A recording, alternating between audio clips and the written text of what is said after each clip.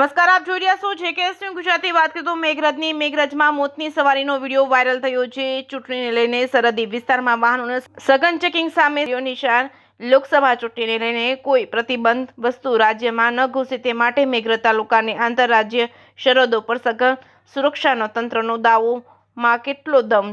થોડા દિવસ અગાઉ જિલ્લા પોલીસ વડા અને જિલ્લા કલેક્ટર દ્વારા આંતરરાજ્ય સરહદોની મુલાકાત લઈ સુરક્ષા અંગે સૂચના પૂરી પાડી હતી.